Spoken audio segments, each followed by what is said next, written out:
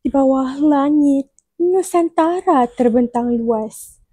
Panglima Awang melangkah gagah berani, menyusuri samudera tanpa rasa was-was. Mengelilingi dunia, namamu terpateri. Dari Melaka ke benua asing dan jauh. Menjadi jurubahasa, penunjuk arah setia. Bersama Magellan, engkau tidak pernah mengeluh. Semangatmu membara, pahlawan perkasa. Di medan juang, kau tunjukkan taring. Menentang penjajah dengan hati yang membara. Keberanianmu menjadi legenda gilang gemilang. Panglima Awang, pahlawan Nusantara. Kini, namamu terukir dalam sejarah. Sebagai pelaut ulung, manusia pertama mengelilingi dunia dengan semangat megah. Panglima Awang, jasamu dikenang sepanjang masa. Assalamualaikum warahmatullahi wabarakatuh. Salam sejahtera. Salam nadi ilmu, amalan membaca.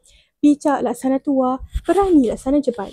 Adakah anda pemburu sejarah dunia? Kerana pada kali ini saya ingin membawa anda menyelami sebuah karya epik yang mengangkat martabat pahlawan Melayu iaitu Panglima Awang Pemusnah Armada Terhebat Eropah hasil nukilan Zain Al-Johan.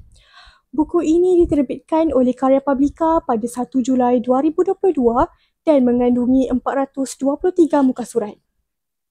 Sebelum saya membawa anda menyelami karya epik ini, izinkan saya memperkenalkan diri. Nama diberi Pucu Nur Auni binti Abu Zahar dan berusia 17 tahun. Saya merupakan anak didik SMK Krubong yang terletak di Melaka Tengah. Kod sekolah saya ialah MEA 2104. Buku ini mengisahkan tentang Panglima Awang, juga dikenali sebagai Andrew de Malacca atau Dato' Laut Dalam. Beliau merupakan seorang tokoh Melayu yang memainkan peranan penting dalam sejarah perairan dunia. Beliau turut serta dalam ekspedisi Armada Maluku bersama seorang pelayar terkenal Sepanyol, Kapten Ferdinand Magellan dalam misi manusia pertama mengelilingi dunia yang dibiayai dan mendapat restu oleh Raja Sepanyol, Raja Charles yang keempat. Ekspedisi ini melibatkan 5 buah kapal iaitu Trinidad, Conception, Victoria, Santiago dan San Antonio. Antonio Pigafetta merupakan seorang pelaut Itali turut serta dalam ekspedisi tersebut mengesahkan bahawa Panglima Awang merupakan seorang pegawai dalam kapal Trinidad yang menyertai ekspedisi dari Sepanyol pada 10 Ogos 1519.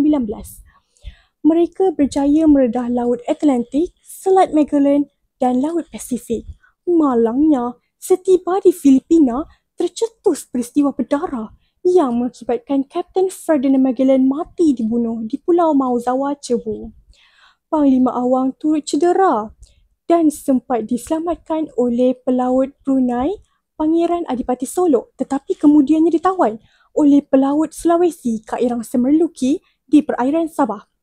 Walau bagaimanapun, Panglima Awang berjaya diselamatkan oleh Datuk Lech yang bawanya kembali ke tanah Melayu iaitu Melaka. Berdasarkan fakta ini, Panglima Awang dapat dinobatkan sebagai manusia pertama mengelilingi dunia kerana beliau berjaya melakukan pusingan 360 darjah iaitu ketika di mana beliau ditawan di Melaka oleh Alfonso de Albuquerque, Governor General Portugis. Kemudian Panglima Awang dilarikan ke Goa, India.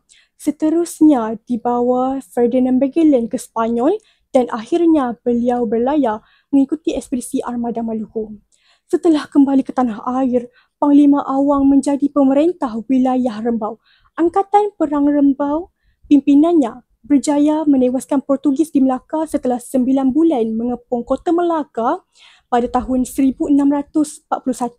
Buku ini mengisahkan tentang kembalinya Panglima Awang ke Tanah Bonda, peranannya terhadap sejarah Melaka dan Rembau sehingga akhir hayatnya serta perjalanannya sepanjang mengikuti ekspedisi Armada Maluku mengelilingi dunia dengan ilmu yang diturunkan oleh gurunya Laksmana Hang Tuah. Buku Panglima Awang ini memberikan kita pandangan penting tentang sejarah dan keberanian tokoh Melayu yang tidak dikenali tetapi mempunyai sumbangan besar dalam sejarah pelayaran dunia. Ia bukan sahaja mengangkat martabat Panglima Awang sebagai pelaut ulung, tapi juga menunjukkan semangat juang dan kebijaksanaan beliau dalam menentang penjajah. Bagi mereka yang berminat dengan sejarah dan ingin mengetahui lebih lanjut tentang tokoh Melayu yang hebat ini, buku ini adalah pilihan yang tepat dengan majoriti 5 bintang dari setiap pembaca. Sebelum saya akhiri bicara mutiara ini, izinkan saya memberikan 2 rangkap pantun. Bunga mawar di Taman Sari, harum semerbak menarik hati. 10 jari kami susun rapi, memohon maaf setulus hati. Kalau ada sumur di ladang, bolehlah kita menumpang mandi.